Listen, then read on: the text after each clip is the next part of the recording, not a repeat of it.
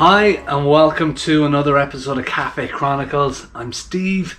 Last time you joined me, we'd done the charging system, so we'd kind of done all the rough connections up to the charging system. I haven't tidied up the wiring or anything like that yet. I still got to fix that little problem on the tack where it's not registering the tack on there, so I got to look into that. But one thing I wanted to do, kind of more importantly really, I guess, it's all important, but this is pretty crucial.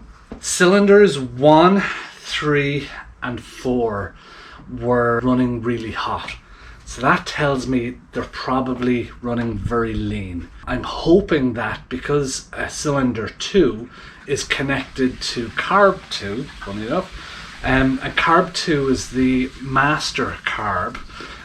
You'll have remembered me talking a little bit about the master carb when we did the carb video. If anybody hasn't seen that, don't forget to go back and check that out. We went through the entire carbs. Because I'm using stock airbox, and because the exhaust that I'm using from Delcovic, on the website Delcovic talk about that exhaust, even though it's a 4-into-1, it means that you don't have to do any rejetting or any change to the system. And because of that, I've got a feeling that, you know, Carb 2 is probably set where it's supposed to be set. So what we need to do is bring carbs 1, 3 and 4 back into alignment with Carb 2. I'm hoping that we can do that today by synchronization. I'm not sure if we can, but hopefully we can. And this is a little tool I bought online. I bought it like a long time ago, so I'm really happy to be able to use it. Hopefully it's going to work and do the trick. I don't know. I've never done a carb syncing before. So let's do it together. This is the carb sync set that I got. It's got some lines on here. It's got some different length little guys here that basically screw into the little carb setup. So we're going to find the little carb sync orifices on the carbs, the little screws on there. We're going to take them out and we're going to see which size fits best. And then we're going to find somewhere to set this up so it's stable.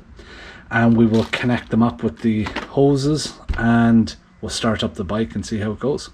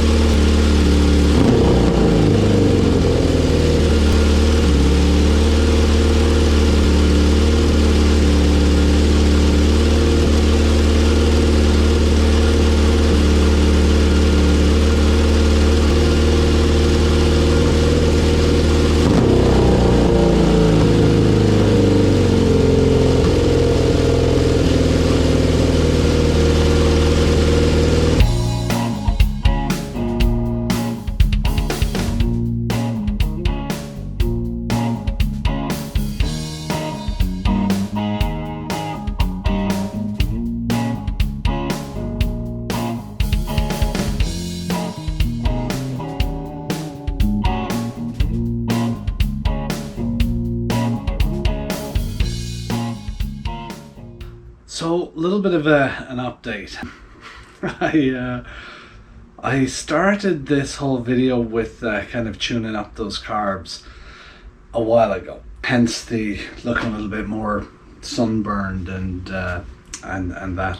We're a few weeks since I did that video. I'm getting closer to being able to finish it. I spent probably a day trying to tune those carbs and using that vacuum system there and that to sync the carbs, and doing lots of messing around with those air fuel adjustment screws. I got it very close, very close to where it was almost decent.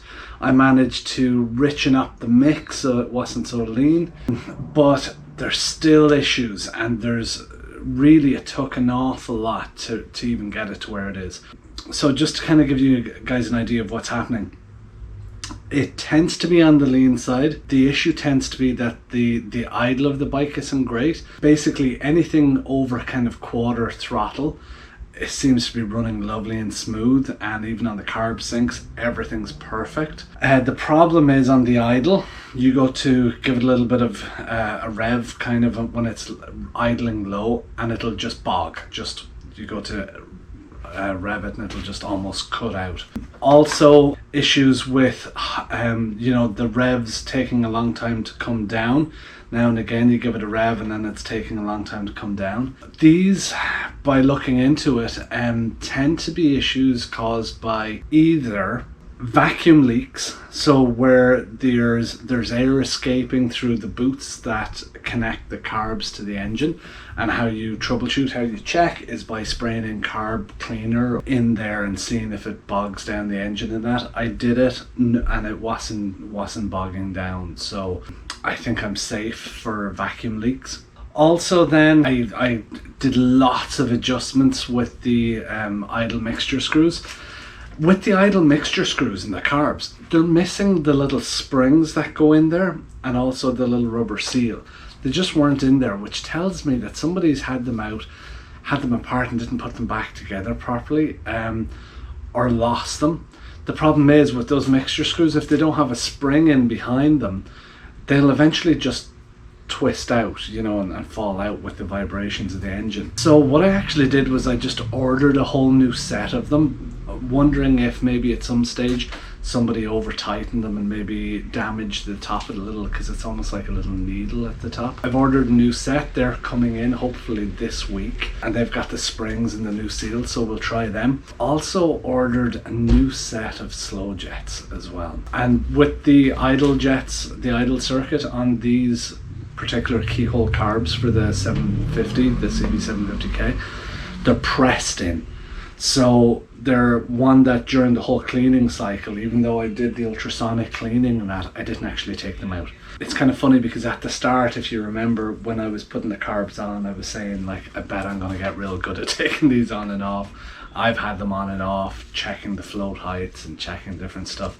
At this stage now, what I'm going to do is I'm going to start the process now of taking the carbs off, and even starting to get out those little slow jets as well. And hopefully we can get this sorted out and get this bike idling nice, because the problem is at the moment, the bike sounds lovely, but I'm just not happy fully with the engine yet. Like, you hit the start button and it starts the first time, it's amazing. When it warms up, and if you've got the idle a little higher, where it's creeping up a little higher, you rev it, it's great and all, but if you bring it down to where really it should be comfortable at like around 1000 RPM or 1100 RPM or something like that, as soon as you hit that throttle, it's just bogging. Let's try and get it perfect. I want this to be really reliable, perfect, or close to perfect bike. Alright, so a little bit of an update. So I'm going to strip the carbs off again and kind of start getting prepped to pop in those new fuel adjustment screws, and also those new slow jets too. So let's go.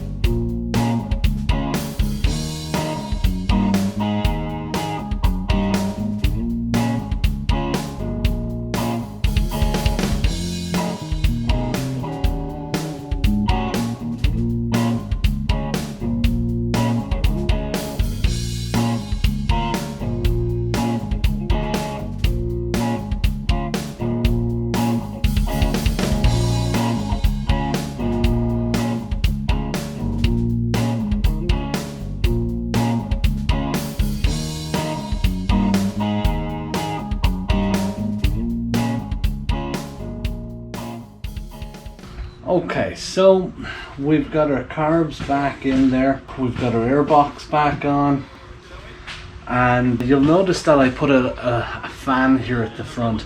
So the fan's going to be blowing back in the bike. It's going to be trying to keep this nice and cool for us. We're basically going to first off try and do a idle drop process on here, where we're going to tighten in the adjustment screw until we hear the RPM start to get down to a place where they shouldn't be. We're going to bring them back up until we get sort of the best idling, best RPM on there, and it doesn't increase, and then we're going to take it back and we're just going to keep it to that level. I don't know if you guys will be able to hear it as I do it, but I'll try. And then we'll move on to each one of the carbs, and we're going to do the same thing. We're going to basically try and set the air fuel mixture on there. We're going to let the bike warm up a little bit first.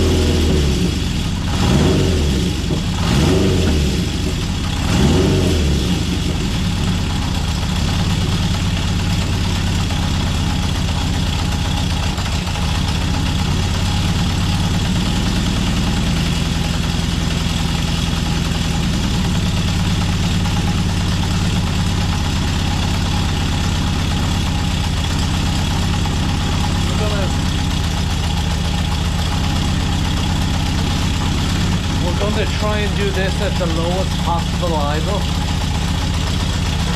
which I think is about here.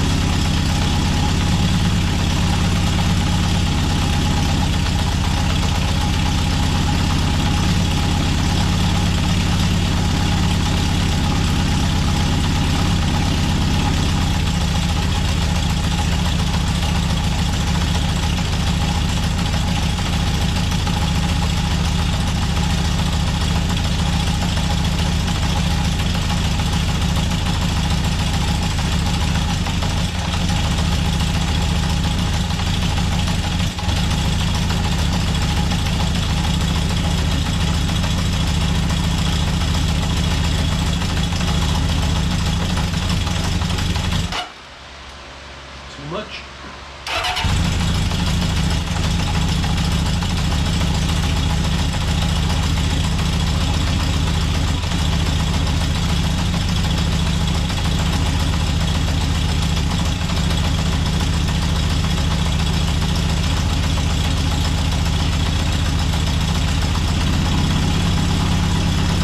Idle through.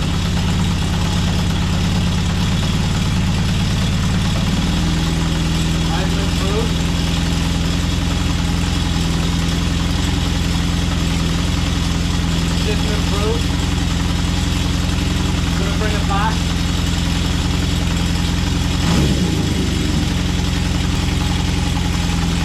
Move on to the next one.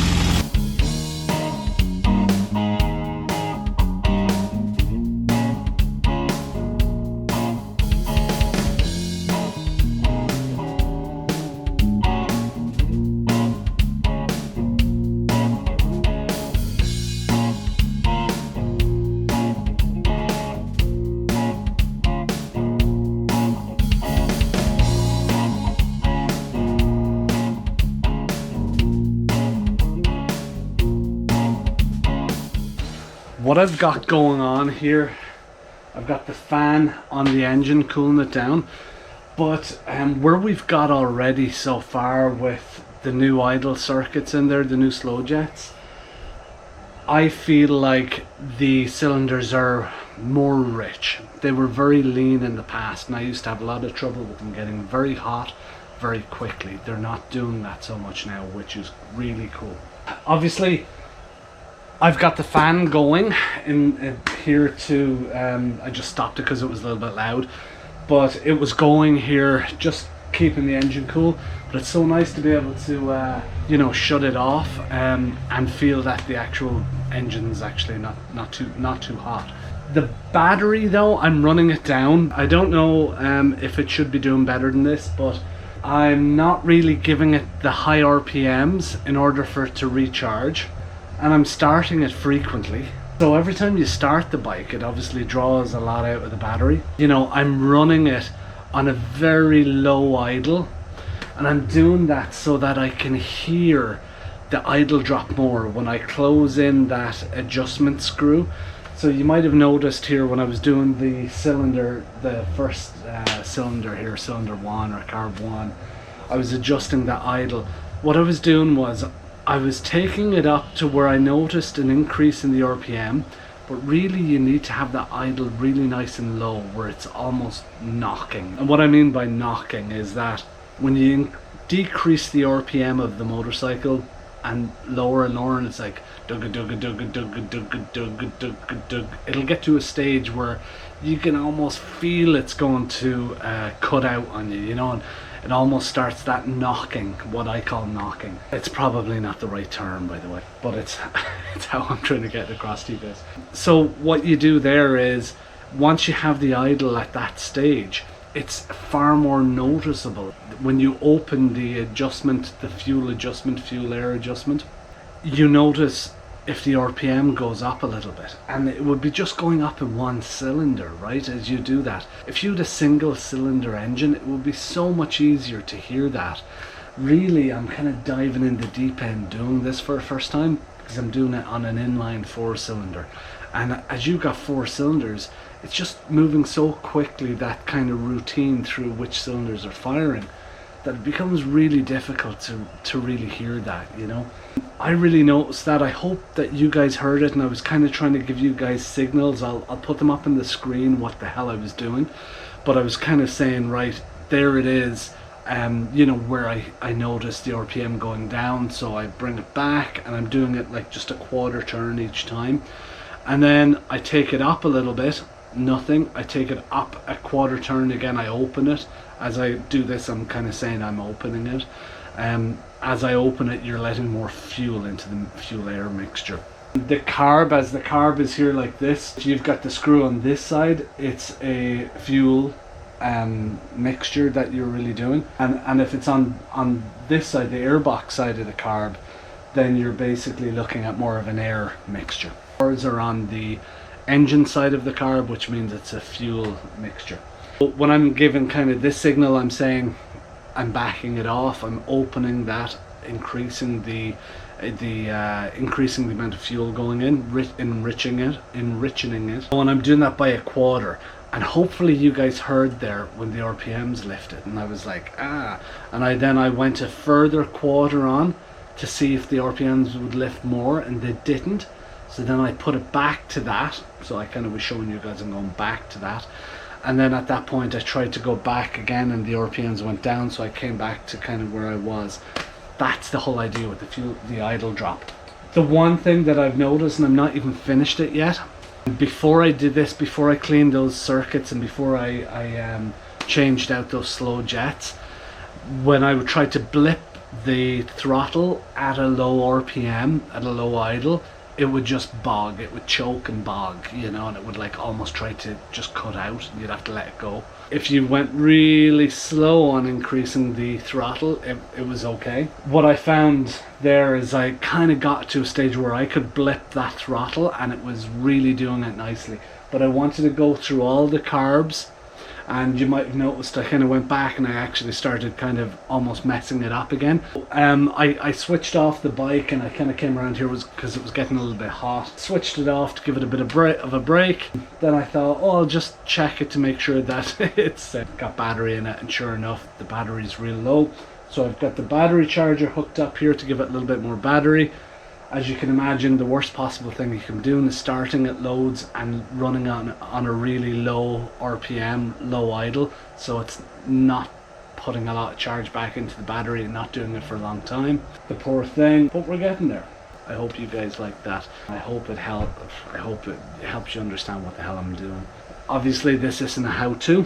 I'm the wrong person to be giving a how-to, but I want you to see what I'm doing, what I'm going through, and that potentially you guys could do this too if you want to give it a shot, you know. Also, for people who are good at this and have done this before, having comments from you guys would really be helpful, so I'd really appreciate that.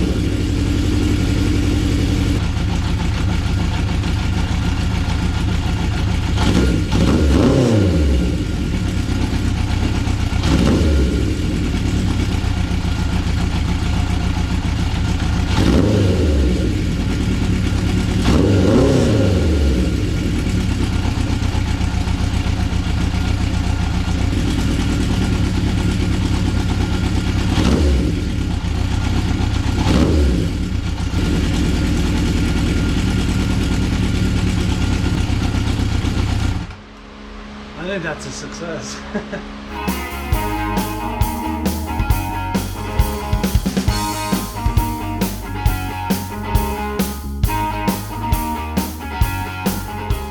I think we've got a tuned bike there that I'm pretty happy with, is running really nice. Lots of messing around, lots of learning, but we got there. Now we've synced the carbs, we've adjusted the fuel mixture and everything, so it seems to be idling nicely, it seems to be running well. It's not bogging down anymore on those low RPMs when you go to give it gas and stuff. Yeah, it's feeling really nice.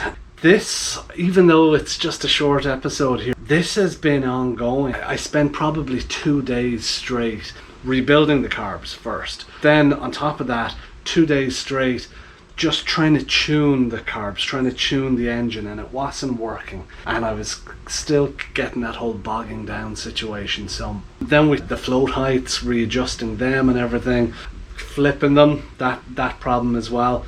That was done, but then on top of it, we're still having issues, so we had to order new jets for those slow jets. Those slow jets are pressed in, so we had to extract them and all that. So it's been, you know, with the COVID situation and waiting on things to arrive and that, it's been a bit of a pain. It's really nice that the work's paid off, that the bike is running nice.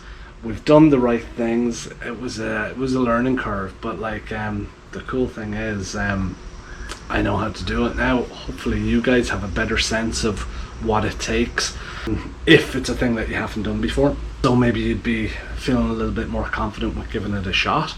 As you can see from everything I'm doing, it's learning. It's a slow learning curve. If I was taking a course or doing something like that, it'd be a lot faster, but you know, hey, that's the way things go. Also, just as we're kind of going on this, while this is all going on, I've been going to different insurance companies trying to get quotes, trying to figure out how to get the ownership sorted out on the bike and stuff like that. I think I'll do an update at some stage just to kind of let you guys know what I'm doing in the background as well, and kind of prep for all that stuff. Thanks for watching this. For you guys, hopefully it was a relatively slow and painless episode. For me, it was a longie. It was a biggie. Thanks a lot for joining me, for watching. Don't forget to subscribe. Don't forget to like. Please leave me some comments. I'd like to know what you think of the format, or you know, if it's something that I should be doing differently, changing up or whatever. Yeah, please give me some feedback. I'd love to hear it. Okay, that's it. Thanks a lot and stay safe. See you soon.